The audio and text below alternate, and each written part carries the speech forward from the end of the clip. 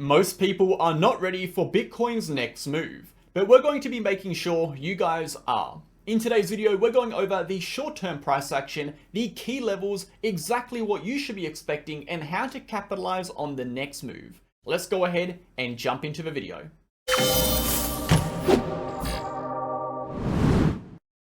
Okay guys, welcome back to the channel. Thank you for tuning in. I hope you're all having an amazing day today. In today's video, we're going to be going over the short-term price action, discussing exactly what is happening on the charts, how to plan and prepare for the next move, and exactly what you should be expecting. Before we do get into it, smash that like button, hit that comment button, and subscribe to the channel. We post daily videos on Bitcoin focusing on the facts, the data, the technical, and the structural information. No hype, no BS, no emotion, pure raw TA. If you want more of that content, join us on Telegram. It is the third link down below. We post daily updates with charts, analysis, videos, educational posts, and everything you need to stay in the loop of cryptocurrency and Bitcoin outside of our daily videos. If you're interested in trading, you can join our VIP group. We post trading setups with exact entries, exact targets, exact stop losses, trade justification, and exclusive analysis, as well as access to multiple group chats, our general chat, our trading chart and education chat, our help, our news, our daily video, and of course, our trade setup chat. If you're interested in access to that with over 600 members,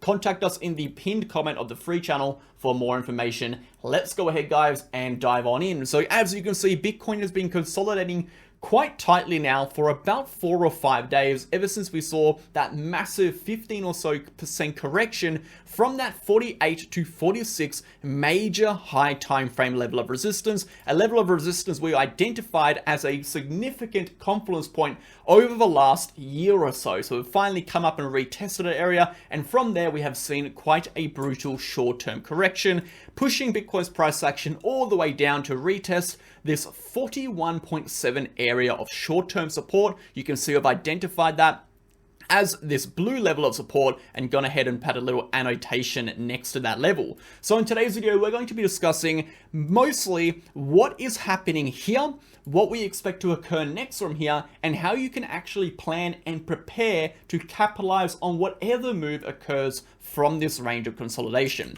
So to start the video, guys, jumping over to the DXY, looking at the DXY over here, we can see the DXY have seen a little bit of a move toward the upside, actually breaking through the 50 EMA and the horizontal level of resistance marked out by the range of 102 to 103.1. So the DXY is definitely now in a short-term uptrend. We've validated that uptrend with our uptrending diagonal trend line, which is now this red trend line. Provided the DXY remains above the red trend line, we should be expecting a continuation upward into the 105 region. Of course, this is going to be very bearish for stocks and potentially bearish for cryptocurrency. When we do see the DXY rise, we more or less see suppression in the growth or overall reduction in the prices of risk assets. So this, of course, is not the ideal scenario to be watching if we are looking for continuation upward for the S&P and of course traditional assets and of course Bitcoin. So moving over to those marks over here, we can see the S&P 500 was failing to close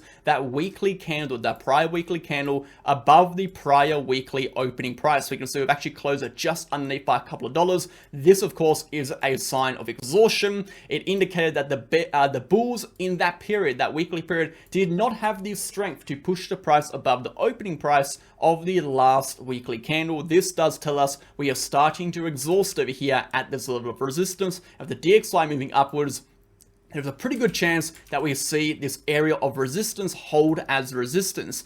Nevertheless, guys, we are still moving between this area of chop. We are looking at this local low and this local high as our trigger points. A break below our local low would indicate relative weakness, and we could see a correction down to our next level of support, which is at 4,600 level, and a break above this local high on the weekly would push the S&P 500 up to a new all-time high, looking around 4,950 to 5,000. Moving over to the Dow Jones, a very similar scenario over here. A little bit more forward, we can see that we have already broken down below that weekly open price of that prior candle. So we have actually created that short-term selling pressure that we do need to see the Dow Jones continue back down towards this area of support. If we are able to push back upwards, we need to close that weekly above 38,000 to actually continue upwards. Until then, overall, we are looking quite exhausted on the Dow Jones and on the S&P. Quickly going over to the market data. Looking at the market data, we can see in the last 24 hours for Bitcoin, we have, or for overall for cryptocurrency, we can take a look at 24-hour volume. We have an 11% increase at 99 billion. 24-hour liquidations are up 10% at 99 million. And of those 99 million, we can see 57 million have come from shorts and 41 million have come from long. So again, very much choppy. We've seen some pretty large wicks into support and resistance over the short term in the last 24 hours. So we have seen a little bit of volatility pick up. Let's go ahead, guys, and jump over into our full detail analysis. But before we do, a quick word from BitGet and BingX. I wanted to briefly interrupt today's video to discuss the two exchanges we use on this channel, BitGet and BingX. So which exchange should you sign up to? If you look to the right-hand side of the screen, you're going to see the list of differences in relation to KYC requirements and the countries these exchanges offer services to. The first link down below being the BitGet link, and the second link down below being the BingX link.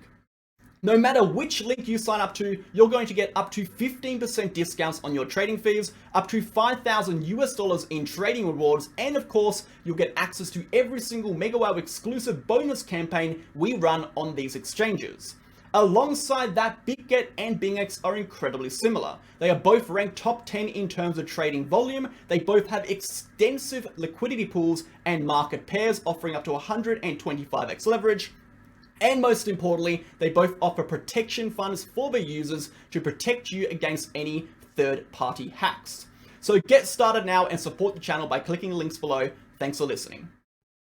Okay guys, let's go ahead and jump in. So like we said, there's a lot going on in the charts right now. Even though it doesn't really look like it, there are some really interesting and key levels you should be definitely watching out for. So first and foremost, starting on a higher time frame, defining our key high time frame levels, we've got our major level of resistance. Remember, resistances are also trigger points, meaning if the price is able to break above a resistance, we generally either flip this as a support or we continue upwards or reject. There are three options, okay? In this instance, we failed to continue higher. This area was not broken. We saw that rejection, but we can see in other instances how we break through and continue upwards, or even retest it as support and then continue upwards again. So we have our major resistances is sitting between the price points of 48,000 and 46,000. To the downside, we have our major area of support. This is going to be our area between 38,000 and 40,000. These are our two major levels. Essentially, everything between these two periods is sideways consolidation on a broader scale. On a macro time frame, this is just going to be horizontal consolidation between a major area of support. Again, the area of support is between these two black lines and an area of resistance between these two black lines. Everything happening here is consolidation before Bitcoin decides to break upwards and continue aggressively upwards, or break downwards and continue downwards. So we'll discuss that in just a moment. Moving back to the short term now. Back to the short term, we can see, guys, if we break it down even smaller, we have some smaller time frame resistances and supports. The primary ones are going to be the ones I've gone ahead and annotated already. We have got our major short-term bearish trigger point, and again, a bearish trigger point is also going to be a support. We can see this has been marked out by this blue area, and you can see numerous retests. Just in the last 15, 16 days, we have seen 1, 2, 3, 4, 5, 6 singular retests of this range. Every single time we have actually managed to keep that 4-hour candle above that level. Therefore, we can say this is going to be a level of support as well as a bearish trigger point, and this is going to be a 4-hour close below, okay? A 4-hour close below this level will validate the breakdown of this level of support. If we do lose this level of support, we would expect that bearish trigger to actually validate, and we would see a correction to our lower level of support. This is going to be sitting at 40,600 to 40,200, just a sliver above that major 40,000 to 38,000 range of support. We're discussing that in a second. You can see back in history, we have seen numerous retests of this level. We saw a bunch of retests around the 10th to 14th of December, and we saw a retest on the 19th, as well as a major retest on the 4th. So we've retested this 3 times, actually telling us this area has a decent amount of significance. So first and foremost, if we do see a breakdown of this bearish trigger, we will likely see a correction into the 40.2 to 40.6k level. On the higher time frame, we have our bullish resistance and trigger point. This is sitting at a smaller level. We have to zoom in. We'll have to zoom in over here to take a look at it. We have these 2 black lines. Hope you can see it. We have the black line over here and the black line over here. This is the resistance point between 43,250 and 43,450. If we zoom into an even smaller time frame to give you a better look over here, we can see just in the last few days, we've actually retested this level once, twice, 3 times, 4 times. We have now retested it 5 times in the last 4 or 5 days. Every single time this level has been an area of resistance. So with that, that area is now going to be acting as a bullish short-term trigger. A break above this level will very much likely push Bitcoin up to its next resistance, which is going to be sitting at that 45.5k level. We can see we've acted as resistance, we acted as support. It is now an area of horizontal confluence. This is going to be a key trigger point, kind of like the 40, it's kind of the opposite of this 40.2 to 40.6 level. This is just the area of support, which is a sliver away from that 40k range, as this is an area of resistance, which is just a sliver away from that 46k range. So this is an area of resistance. If we do break over it, we are very likely to see the price push back into this 48 to 46k level, where we'll either again on the higher time frame continue through it or reject once more. Moving down to the smaller time frame over here one more time, we can see on the downside once more, if we break below that 40.2 to 40.6k level, we're going to be entering that higher time frame area of support, which is marked out as the 40 to 38k range. Now, if we zoom out a lot over here, we can see, according to the VIPV, we have a fair bit of resistance sitting around that bullish trigger point. If we are able to break above that, we are more or less clean sailing up until that 40.55 level, okay? We can see that peak starts to pick up over here in the VIPV.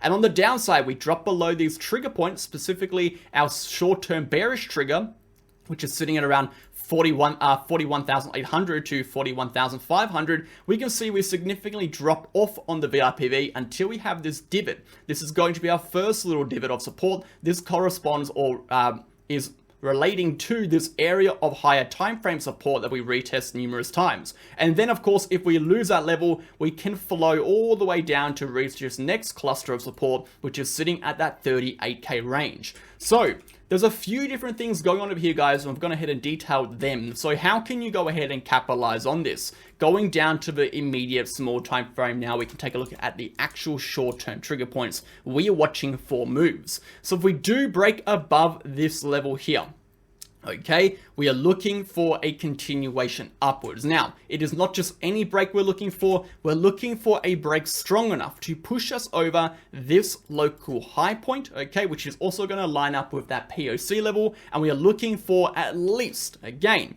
a 4-hour close above that level. That is going to be the POC and 50 EMA level on the 4-hour chart. A 4-hour close above that level. On the downside, we are looking for a 4-hour close below this level for a validation of a continuation lower. If you want to trade the even smaller time frame, an hourly close below 42,447, this horizontal level will result in a strong liquidity grab like we've seen in the past, okay, toward this range. So you could look for a short trigger towards this range over here, where then you could look for support or a further breakdown. At the moment, the price action is doing pretty much nothing of significance. We can see we are consolidating in some degree, okay? And I say very, very loosely, some degree of upward parallel channel. Very loosely, I say some degree because it is not validated yet. Okay, it's very choppy. So I'd be keeping your eye on that. Regardless of however we draw this structure, we do have a very clear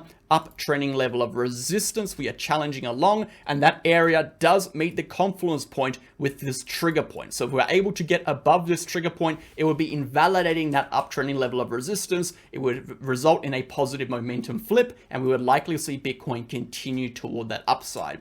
So if we have to take a look at the price action here and assign probabilities, right now it is a very much 50-50 chance. It is simple as that. We are in a chop zone with strong liquidities to grabs to each side. We have our very defined key trigger points we are looking for. We are waiting and being patient for these triggers to break for directional continuations. If you want to trade the chop zone, the best way to do it is to assume, this is how you trade chop zones, you assume the range will continue until the range is broken, and thus you are looking for shorts as you approach these level of resistances into these level of support, and you're looking for longs at these level of support for a continuation back into these resistances. All you are doing is shorting the resistance, longing those support levels, shorting the resistance, longing those support levels, and you are hoping that the liquidity grabs will not stop you out and that the range will continue, and eventually you will be incorrect as the range will break, and then you simply flip your bias with the directional break and ride that move upward or ride that move downwards, whatever does occur. Again, it's a very risky trading style. If you are happy to go ahead and try that, that is again up to your own discretion, but make sure you are not FOMOing, you are not shorting as it has already dropped, you are not longing as it has already moved, okay? If you are looking for a long and has already moved, you have to wait for the trigger to break. If you're looking for a short and it has already dropped, you have to make sure that drop is going to be sustained. It is not just going to be a short-term flush, as you will just get caught out and the price will swing upwards and stop you out. And that is why we've seen a relatively large amount of liquidations, 99 million, in a very, very tight range over the last 24 hours, okay? We're going to go ahead and end up there, guys. I hope you enjoyed the video. Make sure to watch these short-term ranges. People are not prepared for what is happening on the short term right now. A lot of people are kind of just praying and hoping that Bitcoin does what they want it to do, and they are really not taking any active measures or really planning ahead to potentially capitalize on what happens next. So if you even have a plan, if you even have a inkling of an idea of what you're going to do, what happens next, that is going to put you ahead of the market and ahead of the majority, which gives you a good chance of actually capitalizing on what occurs. So in tomorrow's video, we're going to go over the higher time frame charts, discussing key levels of retracement and areas to rebuy / enter if we do see those retracements, and how high Bitcoin could go on the macro. That is going to be it today, guys. Make sure to check out the Crypto Academy courses. There's a link down below. It's a 10-unit course. We teach you guys how to do TA, how to analyze charts, how to manage risk, and of course, most importantly, the psychological component of training. So go ahead and check it out, guys, and we'll catch you guys on the next one. Cheers.